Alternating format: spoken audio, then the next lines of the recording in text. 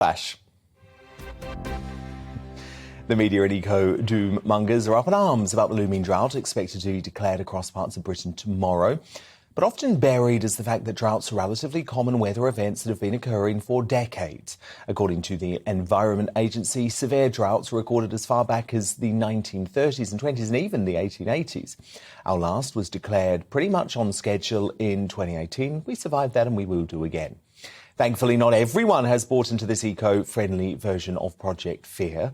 Former Brexit Minister and Liz Truss backer Lord Frost has bravely spoken out against the borderline hysterical sense of emergency attached to climate concerns. In a new essay for the Policy Exchange think tank urging the UK to ditch renewable energy, Frost said, "The current evidence does not support the assertion that we are in a climate emergency. Rather, the effects of climate change are a problem, one of the many we face, and should be tackled in that pragmatic way rather than by asking us to upend the whole way our societies work." Hear, hear. Now, let me be clear. Neither Frost nor I deny that climate change is real, but the highly respected pair is right to say that we should not be hectoring people to the point it, quote, seems normal to be lectured about the moral aspects of virtually every choice in our everyday lives. So, what do you think? Is Lord Frost right to say we are not in a climate emergency? Email me, Dan at gbnews.uk, tweet me at gbnews. Our poll running there too, the results shortly. But to give their take and to help you make up your mind, I'm joined by the economist and energy researcher Laurie Leyburn, spokesperson for Annabelle Rebellion, Orla Coughlin, and author and social commentator Adrian Hayes. Adrian, you are with Lord Frost on this, I believe. Good evening, Dan, and good evening, everybody. Yes, I am. And I'll say right from the start that more than perhaps anybody else in this country or many in the world, I've actually witnessed climate change firsthand, walking to the North Pole where the ice was 1 metre thick a few years ago, used to be 5 metres thick, crossing the length of Greenland, where we work with Denmark's senior ice scientists. And so I've witnessed it. It's happening. Global warming's happening. Man-made or natural causes, I think the jury's out. Personally, I think it's a bit of both. Is it natural, the present to droughts and everything part of the climate change? Possibly. The modeling's where I'm a little bit suspicious about, because as we've seen in other factors, modelling can be well out. But putting that all aside, it's happening. And we've got, like we insure our house, we put alarms, we put locks, we put security. I do believe to start with, we have to do something about climate change. So I'm with Orla and Laurie to start with on that. Orla, the issue is not so much that we have to do something, it's about the pace, isn't it? And Lord Frost says, hang on a moment, this isn't an emergency. Thanks for having me on the show, Dan. It absolutely is an emergency. And I'd like to say, like, my background is not a scientist. I'm a nurse, specifically a children's nurse.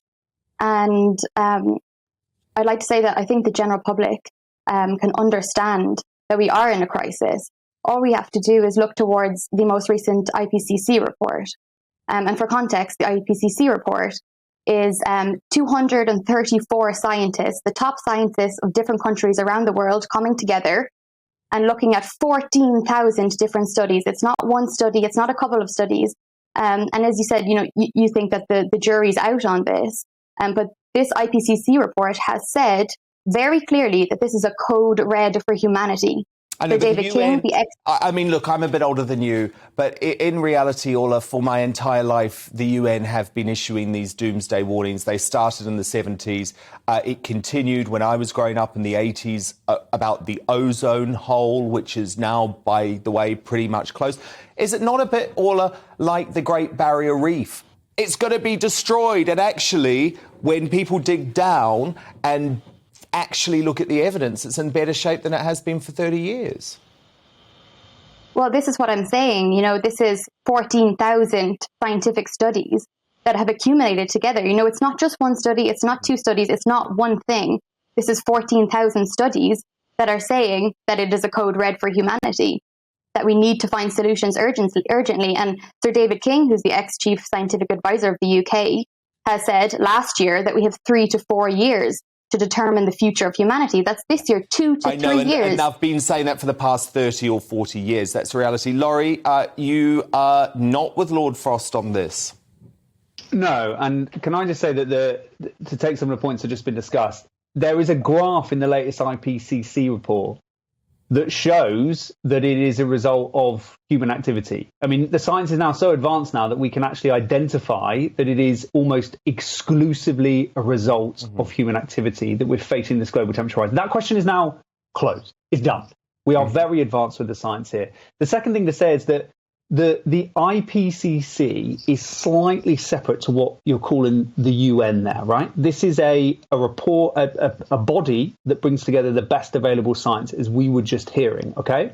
If you look at those reports, they have been very guarded in their language. Some people say, in fact, too guarded in their language. That is separate to what some people in the UN have been saying. But we have now, as we've just been hearing, got to the point where those highly detailed reports that show the very best of the science are saying we are at the point where it might be proportionate to be thinking about this in the terms that you could apply words like emergency to. And we're seeing that all around us, right? It's not just heat waves and fires, which are now more extreme than they have ever been in many places. It's the threats to the things that are really important in our lives, like food supply, like the ability to work outdoors and other things that are being impacted by this in a way that we have not seen before in the available record of our weather and how the climate has changed. Far fewer people, by the way, are dying now from weather events than ever have. I think one thing that's really dangerous, Laurie, is to say on any issue, by the way, on any issue, and I especially say this after the 2 years that we've just lived through and all the lies that we've been told about the COVID and the vaccine, the science is never closed, okay? You should never just say the science is closed. Science is never closed. And it almost feels quite zealot-like for you to say that, because surely you want to keep investigating, you want to keep researching. Mm-hmm. That's the point of science.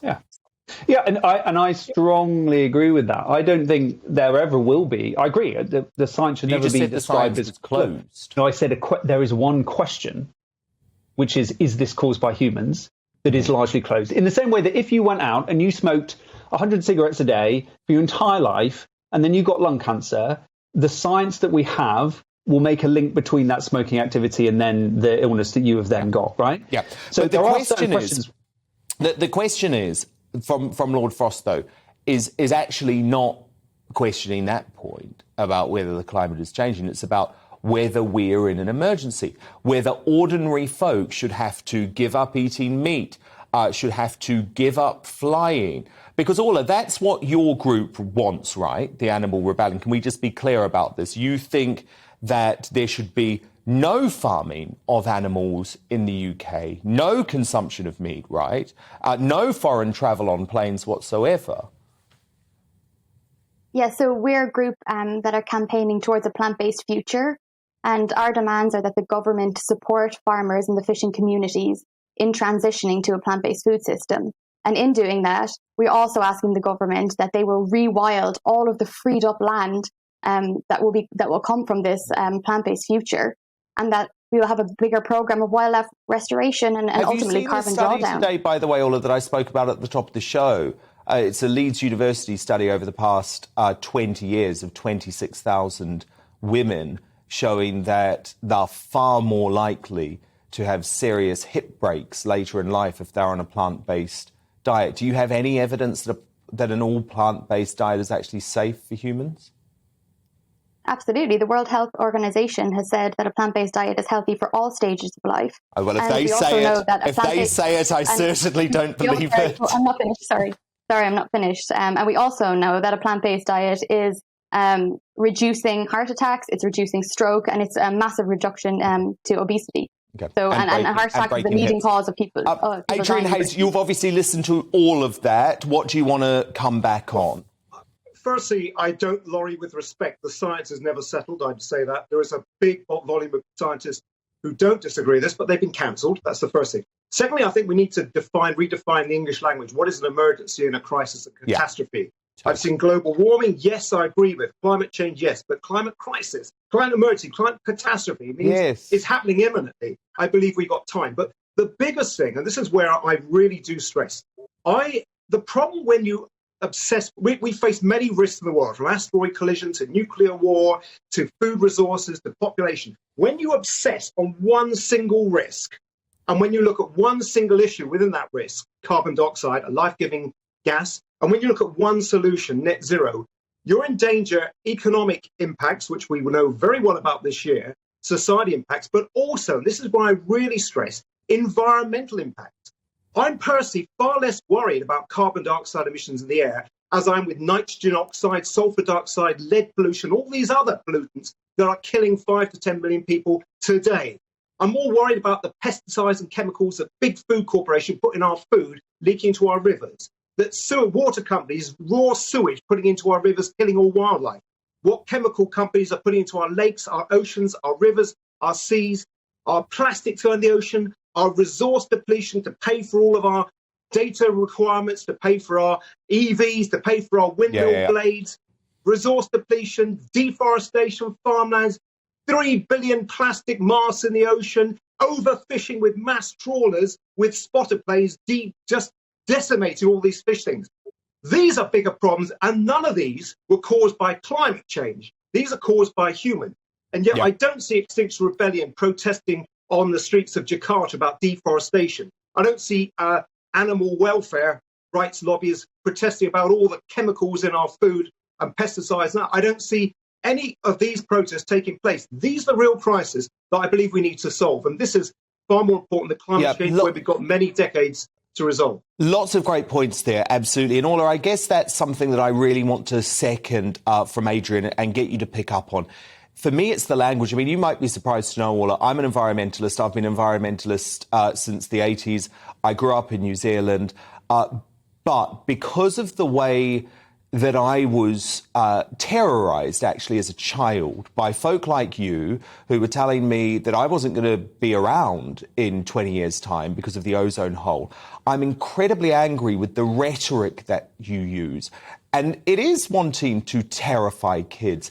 And you use very basic weather events, like at the moment, 3 days of hot weather, essentially, to say that we're in an emergency. And as Adrian says, Orla, we do have time. We are heading towards net zero, but we have to do it responsibly, because if we don't, Orla, the economic catastrophe for this country will actually cause far more deaths than climate change. I'd just like to say, that we agree on so much, Adrian, and Dan as well. All of us here agree on so much that we need to look after nature, that we need, exactly. These it's massive, about the language. It's about the language, and that's what this debate is about, because Lord Frost says we're not in an emergency. Stop being irresponsible. That's what we're disagreeing on, Orla. Well, we can have all of these wider issues and still be in an emergency. And these issues are so interconnected. And that's why we see that if we transition to a plant-based food system, we can rewild the UK. We can bring back these fires. By the way, Orla, I don't agree with you on that. I'm a great carnivore. That's what the science from Oxford is saying. So I don't care what they're saying. Nothing is going to stop me eating meat for as long as I live. Final word to you, Laurie. The US military, which we cannot accuse of being a socialist organisation, describes the climate crisis as a threat multiplier. It makes the greatest threats to our shared security, to our well-being as a nation, and to the US and other countries around the world. It makes those countries less secure. It does that because when the temperature gets higher and higher, things start to impact how we grow food. They start to impact how people move around the world. They start to cause all of these additional problems. It saturates everything. The stuff that we've seen recently, right, is extraordinary. We had the Met Office, again, not a hive of socialists who are plotting certain things, quite nerdy scientists. No, they don't, because these guys are the holders of an amazing body of British science that we should be hugely proud of. I want them to tell me the weather. I don't want them to terrify me or preach to me. That's not their job. Well, what they did the other day is they did a weather forecast of what it could look like in 2050 if we didn't get on top of the climate crisis, right? It was speculative, but we right? are getting on top of it. Very open about it. And then, actually, the kind of weather they forecast happened the other week. And that was extraordinary. And that is an example of these kind of the multiplier of threats that the climate crisis is bringing to us. But we also had that in 1976 too. And that's that's not to dismiss that things are changing, but I think we can't use every individual freak weather event to declare an emergency. But fascinating, very respectful debate. Thank you all